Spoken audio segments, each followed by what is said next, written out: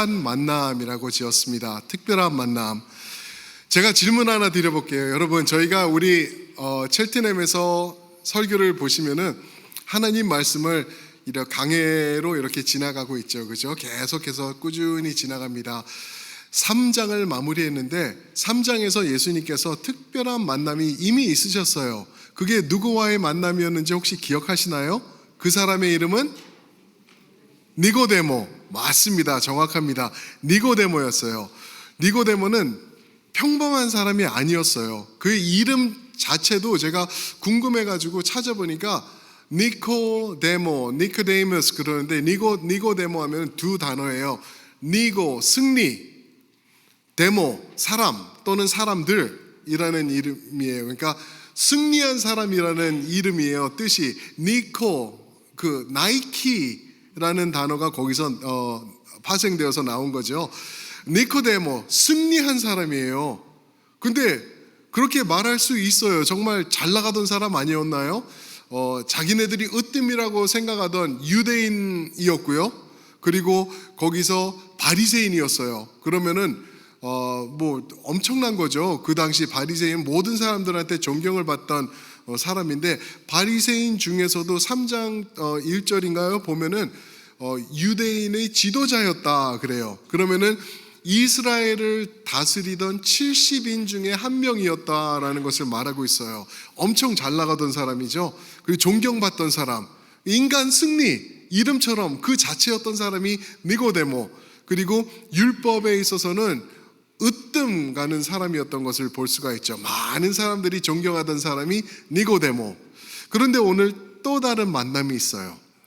오늘 4장에 보시면은 어떤 사람인지 여러분 이미 알고 계시잖아요. 그죠? 이 여인을 만납니다. 근데 이 여인은 니고데모와 딱 완전히 정확히 반대되는 모습과 경험의 사람이었어요. 니고데모가 으뜸이었다고 하면은 이 수가성 여인은 가장 하류 인생이었지 않을까 생각이 됩니다. 먼저 보시면은 여자였어요. 여자. 니고데모는 남자.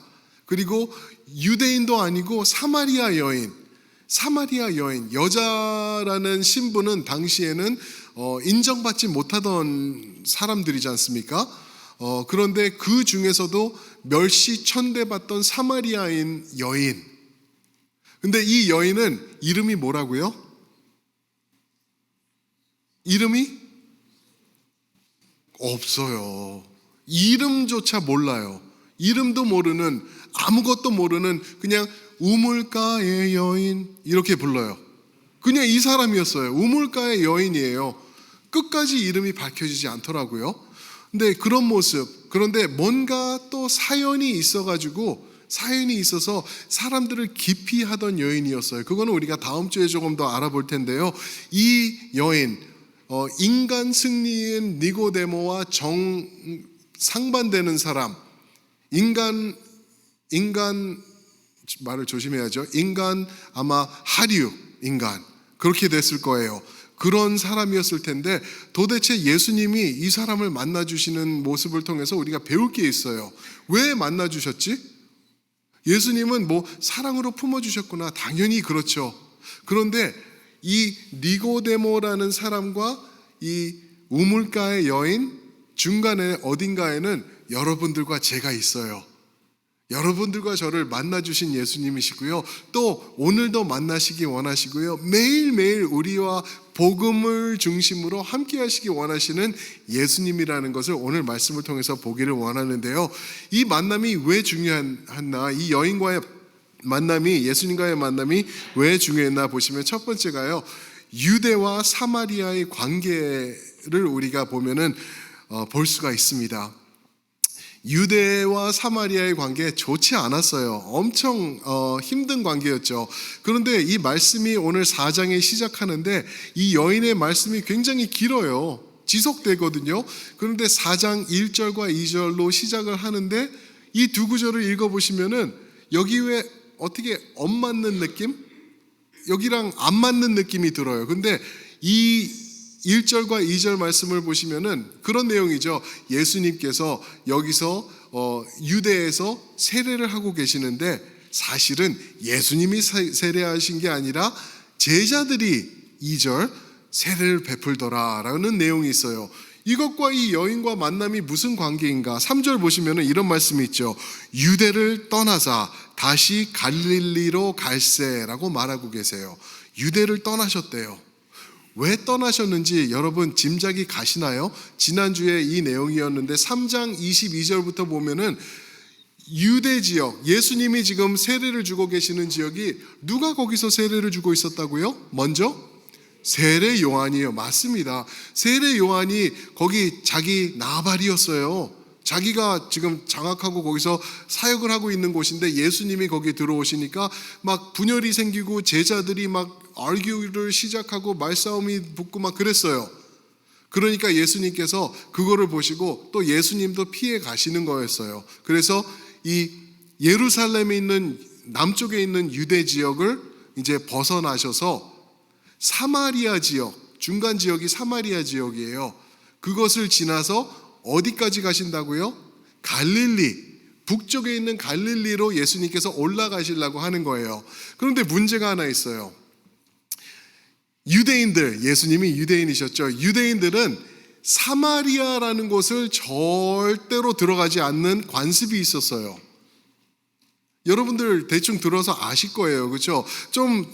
이걸 좀 짚어드리고 싶은데 왜 유대인들은 남쪽에 있는 유대 지역에서 북쪽으로 올라가려고 하면은 사마리아를 지나지 않고 삥 둘러서 요단강 건너서 이방 땅을 지나서 데가볼리라는 지역을 지나서 북쪽으로 올라갔을까? 왜 그랬을까?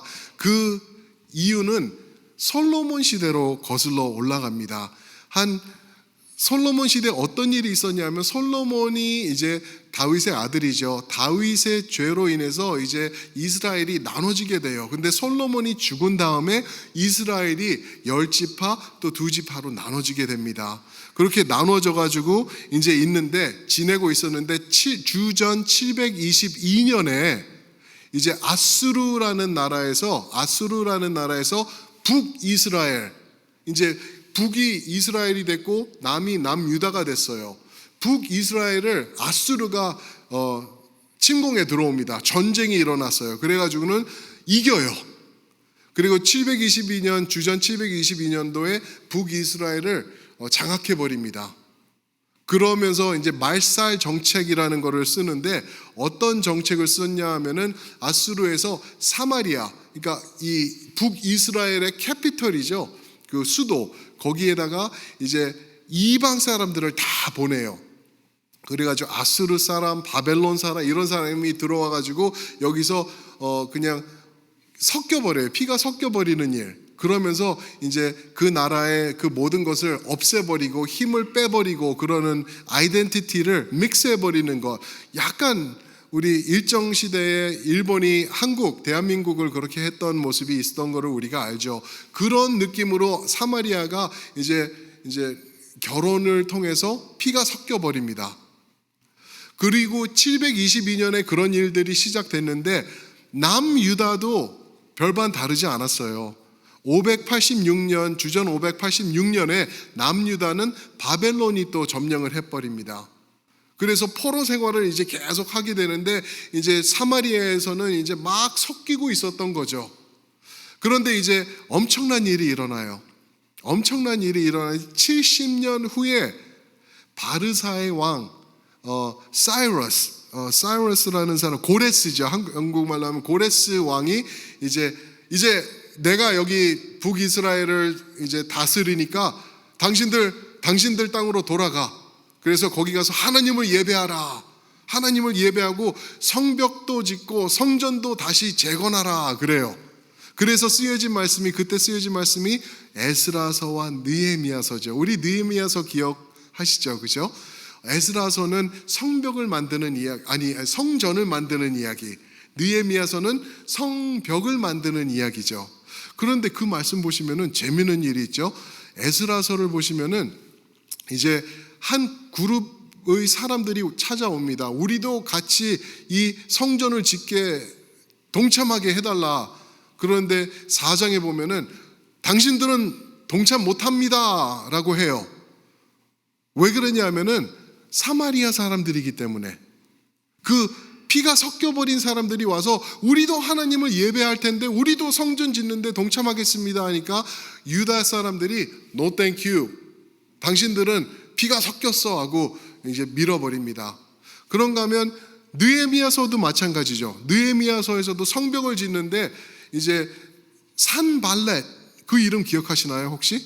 느헤미야서에 느헤미야의 원수였던 사람이 산발렛. 그리고 그 사람을 시종 들던 사람이 도비야라는 사람이죠. 이 사람들이 찾아와서 우리가 이 성벽을 짓는데도 돕겠습니다. 그러니까 느헤미야가 No thank you. 뭔 소리냐? 당신들은 하나님과 무관한 사람들이다. 왜 그런지 아세요? 산발렛이 누구였냐면은 사마리아의 총독이었어요.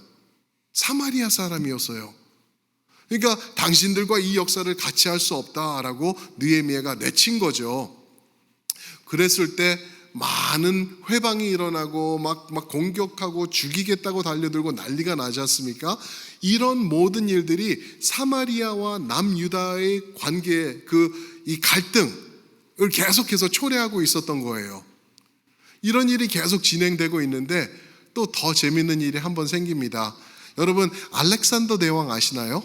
알렉산더 대왕 들어보셨죠? 주전 300년보다 더 된 사람이에요. 그러니까 재밌어요. 우리가 알렉산더 대왕 하면은 우리는 고등학교 때도 배우고 중학교 때도 그 역사를 배우는데 그 사람은 엄청난 대왕이다. 그 마게도니아, 오늘로 치면 그리스죠. 거기 대왕이었다라고 하는데 그 사람은 존재를 믿으면서 많은 사람들은 예수님은 실존 인물이 아니야 라고 얘기를 해요. 왜 그런 말을 하나? 들어보면은 예수님은 옛날에 있었던, 존재했는지 안 했는지 모르는데 알렉산더 대왕은 우리가 확실하지, 배웠으니까. 알렉산더 대왕이 한 400년 전 사람이에요, 예수님보다. Anyway, 알렉산더 대왕이 마게도니아에서 이제 또 나와가지고 또 그 땅들을 다 점령합니다. 그러면서 이제 사마리아 사람들을 찾아가, 북이스라엘을 찾아가서 너희에게 성전을 건축하는 것을 허락한다라고 얘기를 해줘요. 그러니까 사마리아에서 너무 반가운 거예요. 이 자기네들이 예배를 못 드렸거든요. 왜냐하면 남유다의 예루살렘에 가야지 성전이 있는데 남유다 사람들이 못 오게 했거든요. 그런데 이제 우리 성전이 생길 수 있는 거야. 그래서 그리심 산에다가 그들이 이제 이게 진짜 성전이다 하고 사마리아의 성전을 만듭니다.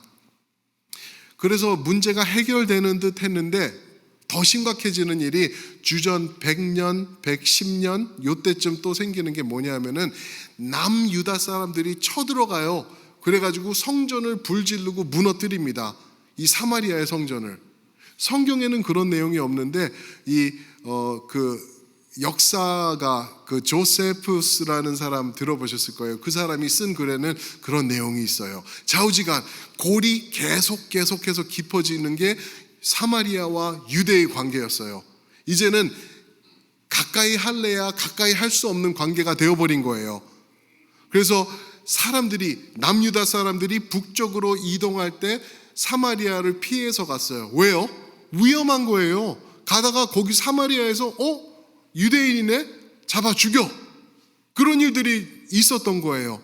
이렇게 매복하고 있다, 잠복하고 있다가 사마리아인들이 지나가는 것을 보면은 뛰쳐나와서 공격해서 죽이고 그런 일들이 실제로 있었다라고 그러죠. 자, 이게 이제 배경입니다. 이게 배경인데 4절 말씀 보시면은 뭐라 그러죠? 예수님이 사마리아를 통과하여야 하겠는지라. 무슨 말이냐면은 예수님께서 사마리아 내가 꼭 지나갈 거야. 결단하신 거예요.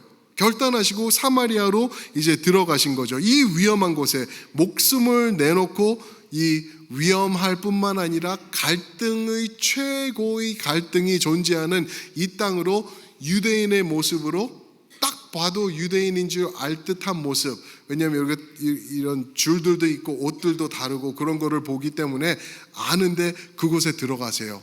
그리고 우물가에 앉으십니다. 누구를 기다리는 것 같아요. 그죠? 그런 모습으로 이제 여기를 들어가신 주님이신 거를 우리가 볼 수 있죠.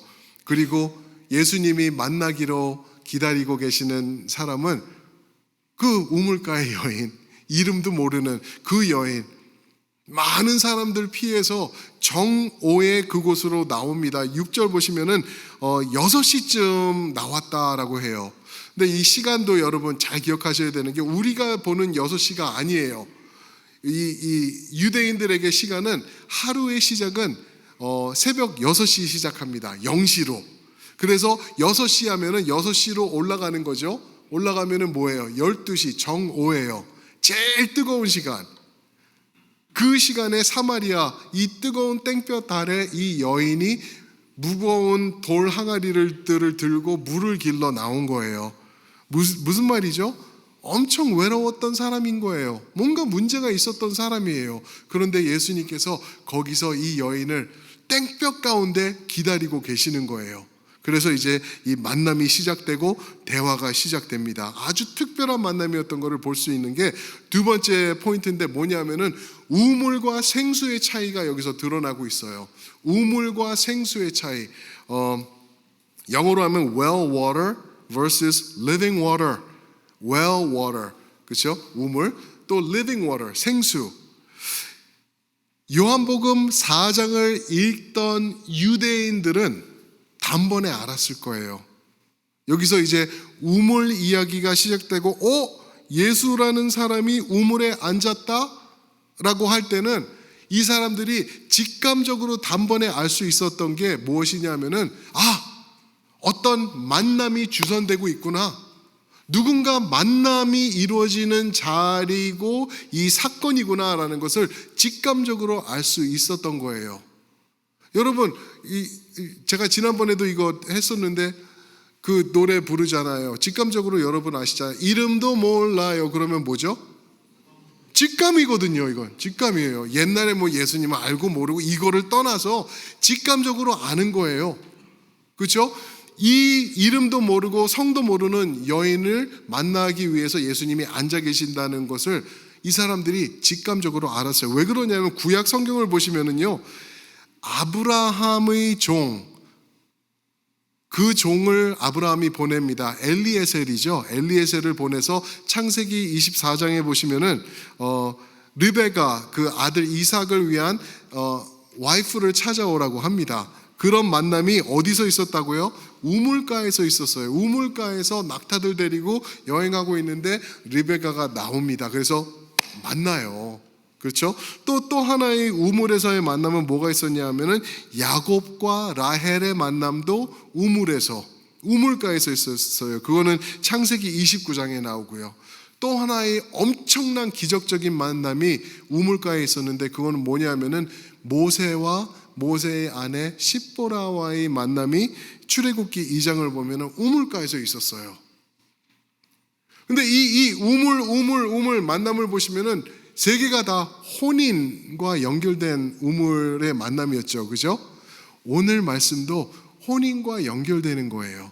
그래서 2장에서 말씀 나눴던 것처럼 가나 혼인잔치에 와인이 떨어진 것, 이 이야기가 지속되고 있는 거예요. 이 여인을 통해서 예수님께서 신랑 되시고 교회를 맞아주시는 모습이 여기서 나오고 있는 겁니다. 우리에게 보라고 그것을 지금 이렇게 선포해주고 있는 것이죠.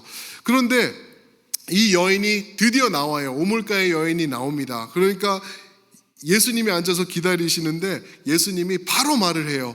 나에게 물을 좀 길어주렴 라고 말합니다. 그런데 이 여인이 의아해하죠. 적어도 두 가지 이유 때문에 그래요. 남자예요. 남자가 퍼블릭에서 공공장소에서 여자와 대화할 수가 없었어요. 어느 정도였었냐 하면은 남편이 자기 아내랑 말하는 것도 기피할 정도로 여자들과 남자들은 공공장소에서 말하지 않았어요. 가까이 할 수가 없었어요. 쳐다보지도 못했어요. 그런데 거기 앉아서 여인이여 내가 목마르니 나에게 물 좀 허락해 주라. 있을 수 없는 일을 지금 예수님이 하고 계시는 거예요. 그래서 이 여인이 놀래서 이건 또 뭐지 하고 예수님을 보니까 행색을 보니까 사마리아 사람이 아닌 거예요. 유대 사람인 거예요. 그래서 이 여인도 놀라서 뭐라고 그러죠? 10절 그 전에 구절 말씀 보시면은 사마리아 여자가 이르되 당신은 유대인으로서 어찌하여 사마리아 여자인 나에게 물을 달라 하나이까? 있을 수 없는 일입니다 라고 말하고 있는 것이에요. 여기서 상종할 수 없다, 우리는 상종하지 않지 않나요? 라고 여자가 얘기를 하고 있습니다. 그때 주님께서 10절에서 뭐라 그러시죠? 내가 누군지를 알고 나에게 구하였으면은 생수를 주었으리라. 생수를 주었으리라. 여자가 또 그런 말을 하죠. 아니 당신은 11절에서 그릇도 없고 이 우물은 굉장히 깊은데 어떻게 생수를 준다는 말입니까? 라고 말하고 있어요. 여러분, 여기서 우리가 놓치면 안 되는 차이가 있어요. 그게 뭐냐면은 이 여인은 우물에 대해서 아직도 생각을 하고 있었고요, 예수님은 우물물이 아니라 living water, 생수를 말씀하고 계세요. 그러니까 두 분이, 예수님과 이 여인이 얘기를 할 때 공통분모를 만들죠. 물이었어요. 물. 그죠? 물을 가지고 얘기를 하면서 예수님은 이제 더 깊이 들어가시는 거죠. 여인과의 차이가 나고 있어요. 여인은 이거는 깊은 우물, 어떻게 이 우물을 당신이 먹을 겁니까? 나는 생수를 줄 수 있는데, 나는 생수를 가지고 있다라고 지금 말하고 있는 것이죠.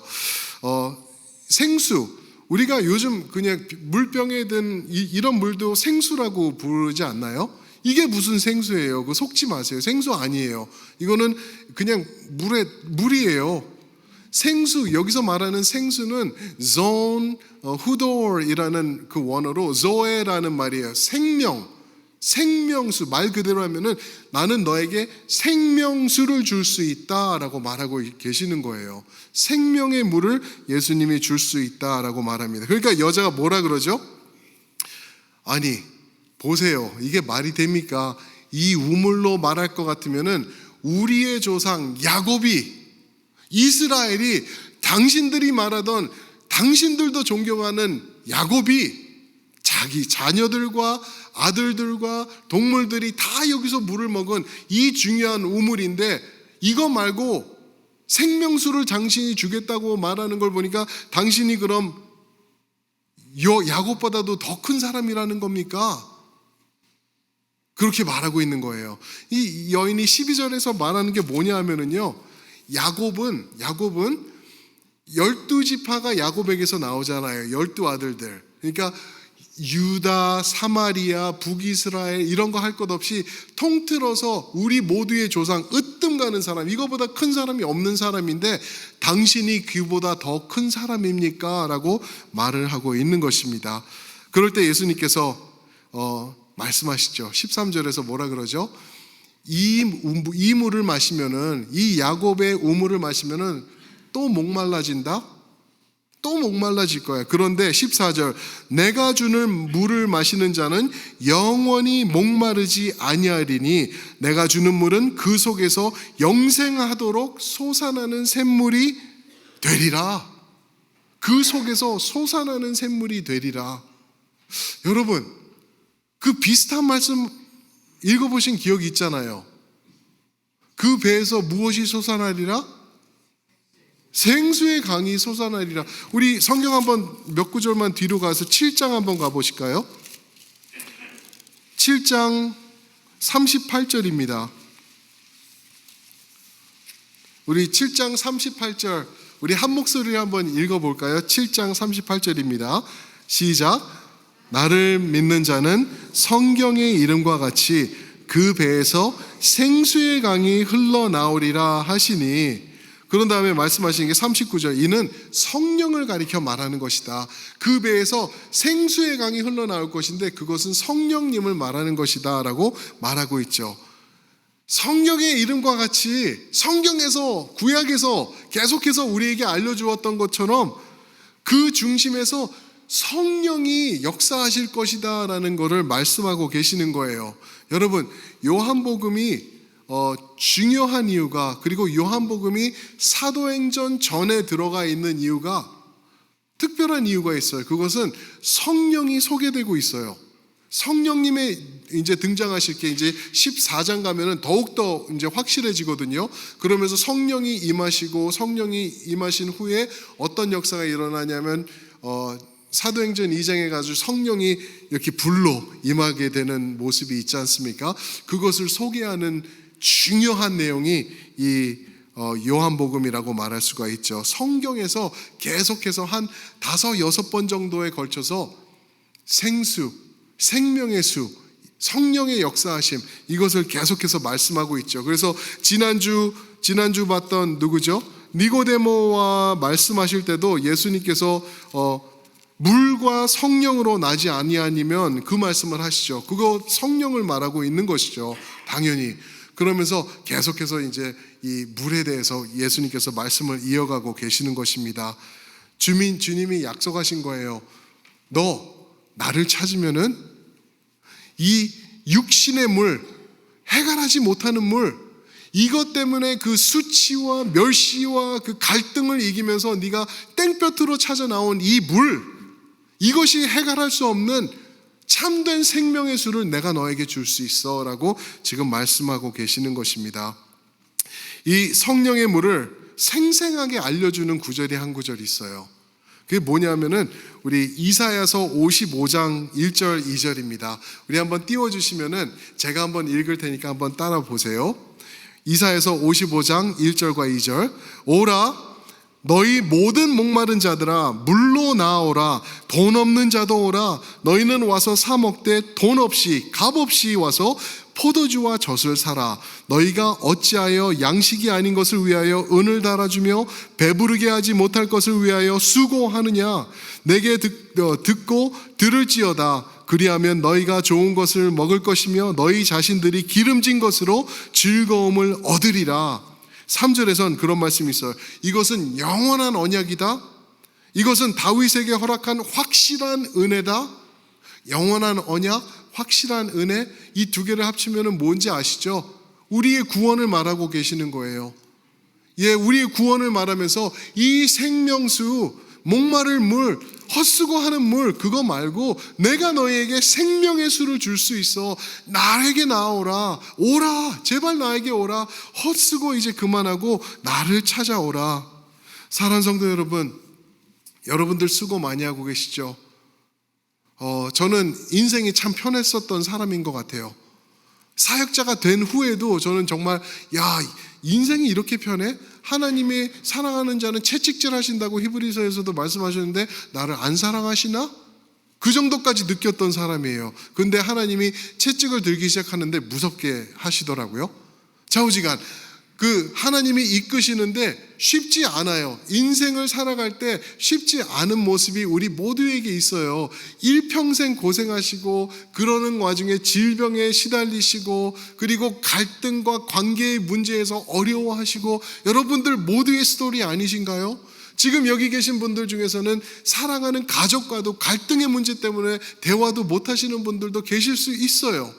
또 어떤 분들은 재정적인 어려움 때문에 아직도 해결되지 못해서 몸부림치시면서 어려워하시고 어떤 분들은 신분 때문에 이런 문제가 인생에서 지속되고 있는 것 우리가 잘 알지 않습니까? 여러분들을 향해서 예수님께서 말씀하고 계시는 거예요. 오라! 나에게 오라!